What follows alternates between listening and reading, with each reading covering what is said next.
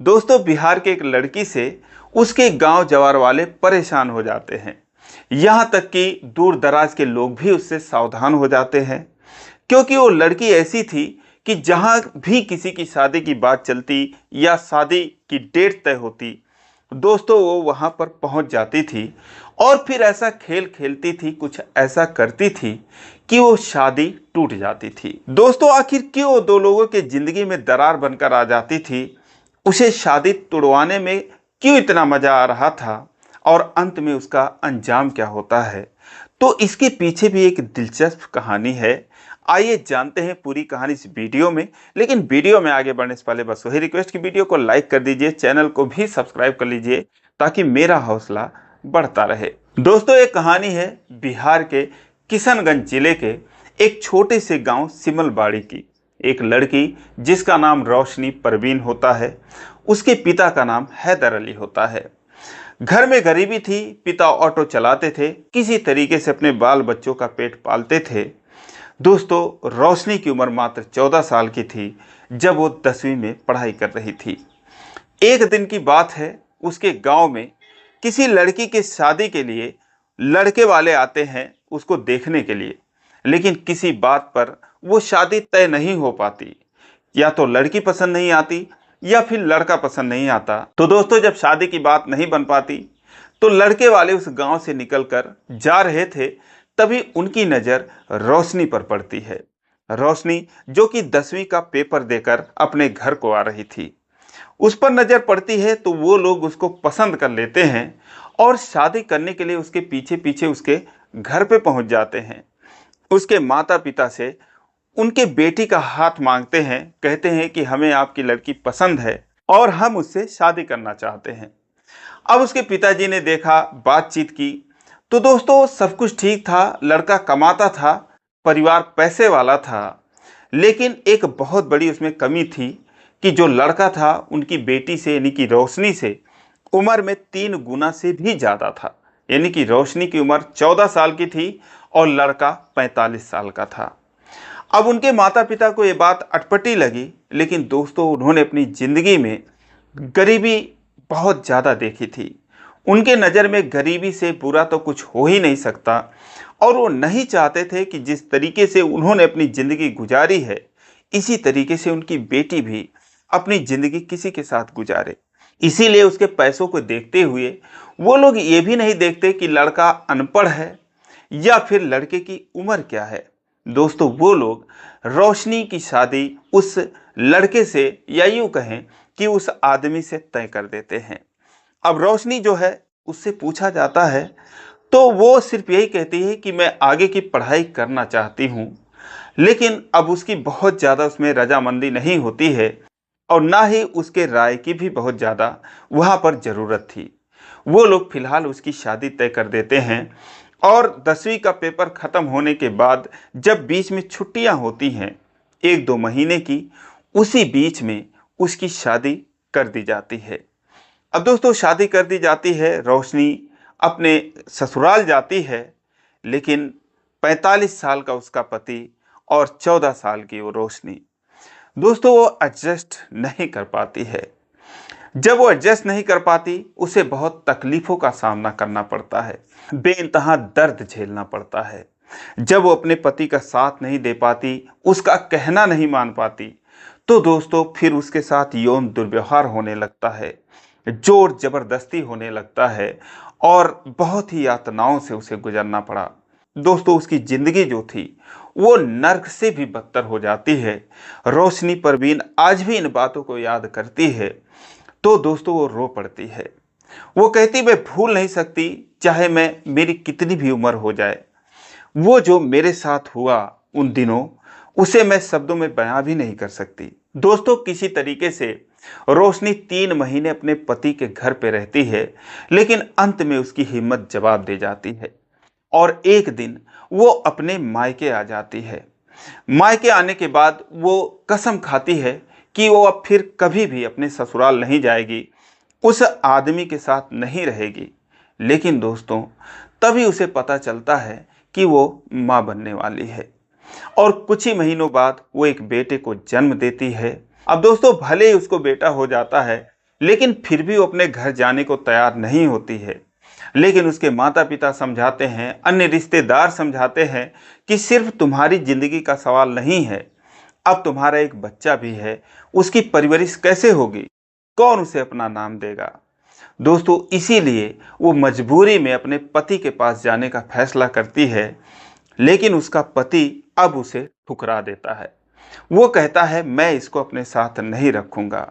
उसका पति उसे छोड़ देता है और ये रोशनी परवीन के लिए किसी सदमे से कम नहीं था।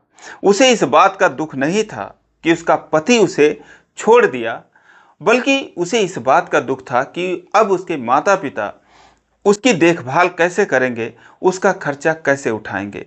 हालांकि दोस्तों वो लड़की पढ़ने में बहुत तेज थी। स्कूल स्तर पर, जिले स्तर पर भी वो मेडल जीतने वाली लड़की थी। तभी उसका रिजल्ट आता है, वो 10वीं फर्स्ट डिवीजन पास कर जाती है। और जब 10वीं पास कर जाती है तो उसे बिहार सरकार की तरफ से 10,000 रुपये पुरस्कार की राशि मिलती है और उसी से वो अपना पढ़ाई आगे जारी करने का फैसला करती है। दोस्तों वो 11वीं में नाम लिखवा लेती है और अपने पिता के ही घर पर रहने लगती है। लेकिन दोस्तों खर्चे की पूर्ति नहीं हो रही थी, परिवार का पेट भरना मुश्किल था, तो वो जो है एक स्कूल में पढ़ाने लगती है और कुछ दिन बाद वो इधर उधर जॉब करने लगती है। दोस्तों 3 साल बीत जाते हैं, लेकिन रोशनी परवीन अपने पति के साथ बिताए गए उन 3 महीनों को एक पल भी नहीं भूल पाती है। दोस्तों 2017 आ जाता है। 2014 में उसकी शादी हुई थी। 2017 में यानी कि 3 सालों के बाद रोशनी का उसके पति से तलाक हो जाता है। दोस्तों वो दर्द, वो तकलीफ एक पल के लिए वो भूल नहीं पाती। और ऐसे में जब उसे सुनाई देता कि किसी लड़की की शादी हो रही है, तो दोस्तों वो ये पता करती कि उसकी उम्र क्या है। और जैसे उसे पता चलता कि इसकी उम्र 14 साल है, 13 साल है, 15 साल है, क्योंकि ज़्यादातर शादियां इसी उम्र में लड़कियों को कर दी जाती थी, क्योंकि वो किशनगंज जिस ज़िले की थी उसके आसपास जो ज़िले थे वो भी बहुत पिछड़े थे और इन्हीं उम्र में ज़्यादातर लड़कियों की शादी हो जाती थी। अब दोस्तों ज़्यादातर लड़कियों की पढ़ाई जो है सिर्फ 8वीं तक हो पाती थी, क्योंकि ग्रामीण इलाकों में जितने भी स्कूल थे वो सिर्फ 8वीं तक के होते थे और पढ़ाई छुड़ाने के बाद उनके लिए लड़का ढूंढा जाता था और उनकी शादी तय कर दी जाती थी। जब ये बात रोशनी को पता चलती तो उसे जेहन में वो सारी बातें गूंजने लगती, उसके साथ भी दिन रात वही होगा जैसा कि उसके साथ होता रहा। दोस्तों वो तकलीफ़ों से भर जाती और किसी तरीके से उस लड़की के घर तक पहुंच जाती और उसके माँ बाप से बात करती, उन्हें समझाती कि अभी आप अपनी लड़की का शादी मत कीजिए, अभी उसकी उम्र शादी करने की नहीं है। वो अपना उदाहरण देती कि देखो मेरे साथ ऐसा ऐसा हुआ। अपनी तकलीफ़ें उस लड़की को, उस लड़की के माँ के आगे बयां करती कि बहुत ज़िंदगी बर्बाद हो जाती है। लेकिन दोस्तों वो लोग मानने को तैयार नहीं होते, उल्टा उसे ही बोलते कि बदचलन है, चरित्रहीन है, अपने पति का घर छोड़ के आई है, अपना घर तो बसा नहीं पाई, दूसरे को शिक्षा दे रही है। वो दोस्तों उसे वहाँ से मना कर देते, उससे बातचीत तक करना पसंद नहीं करते। लेकिन फिर भी रोशनी जो है वो हार नहीं मानती। अब दोस्तों उसके बाद वो पुलिस और प्रशासन की मदद लेती, उन्हें जाकर बताती कि मेरे गांव में या फिर किसी और गांव में एक इतने उम्र की लड़की है और उसकी शादी हो रही है। अब उसके बाद जो पुलिस वाले थे, जो प्रशासन थे, वो भी सोचते कि यार अगर ये लड़की यहाँ तक आ गई है तो आगे भी जा सकती है, और इसीलिए वो फौरन उसके साथ आते और उस शादी को रोकने का प्रयास करते। अंत में रोशनी परवीन लगी रहती कि किसी तरीके से शादी ना हो पाए और दोस्तों वो शादी रुकवा कर ही दम लेती थी। उसके बाद भी वो उस लड़की को नहीं छोड़ती थी कि ऐसे ही कैसे अकेला छोड़ दूं। उसको जाती थी, उसे समझाती थी, अगर उसका नाम लिखवाने की ज़रूरत होती तो उसको आगे की पढ़ाई के लिए उसका एडमिशन कराती। परिवार में देखती कि राशन कार्ड नहीं है तो राशन कार्ड बनवा देती, ई श्रम कार्ड बनवा देती। यानी उस परिवार के पीछे वो लगी रहती ताकि वो परिवार ये समझे कि जो रोशनी ने किया है मेरे लिए, मेरी बेटी के लिए, वो सही किया है। दोस्तों कुछ लोग तो समझते, कुछ लोग उससे बात भी नहीं करते, लेकिन फिर भी वो अपने काम में लगी रही। और दोस्तों इसी तरीके से 1 साल के अंदर अंदर उसने करीब 10 लड़कियों को बचाया कि जिनका बाल विवाह होने वाला था। अब दोस्तों, रोशनी के इस कदम से कुछ लोग इस कदर खफा हो जाते कि उससे दूर देखकर ही अपना मुंह फेर लेते, उससे बातचीत करना पसंद नहीं करते, उससे अपने घर नहीं आने देते कि कहीं ये मेरी बेटियों को गलत शिक्षा ना दे दे, कहीं उनके मन में कुछ भर ना दे और लड़कियां जो हैं वो शादी करने से इनकार कर दें। क्योंकि दोस्तों, जिन भी लड़कियों की वो शादी रुकवाती थी प्रशासन की मदद से या खुद वो समझाती थी, जो लोग मान जाते थे, उनके माता पिता से उस शपथ पत्र पर सिग्नेचर करवाती थी कि आप अपनी लड़की की शादी 18 साल के बाद ही करेंगे। अब दोस्तों, धीरे धीरे सरकारी विभागों द्वारा उसके काम की सराहना भी की जाने लगी कि किस तरीके से एक लड़की जो है बिल्कुल युवा उम्र में उसने 10-12 लड़कियों को बचाया और ना जाने कितने दफ्तरों के चक्कर काटे कि जो भी सरकारी योजनाएं हैं, जो भी सरकार द्वारा प्रायोजित योजनाएं हैं, उनका लाभ उन लड़कियों को मिलना चाहिए। उनसे वो जोड़ती थी उन लोगों को। अगर वो सिलाई में इंटरेस्ट करती थी तो उन्हें सिलाई सेंटर में दाखिला दिलवाती थी। अगर वो पार्लर करती थी तो पार्लर में उनको आगे बढ़ाती थी। वो कुछ भी करना चाहती थी तो इसके लिए वो हमेशा उनके साथ खड़ी रहती थी। अब दोस्तों, सरकारी विभागों द्वारा उसकी सराहना की जाने लगी और 2021 में वो चाइल्ड लाइन इंडिया फाउंडेशन से जुड़ती हैं और जहां से रोशनी को और मजबूती मिलती है कि वो अपने इस नेक काम को बढ़ा सके। अब दोस्तों, जब लोग उसकी सराहना करने लगे तो फिर वो और आसपास के जिलों में अपने कदम बढ़ाती हैं और खगड़िया डिस्ट्रिक्ट में जाकर देखती है जो दलित बस्तियां थीं, वहाँ की और हालत बदतर थी।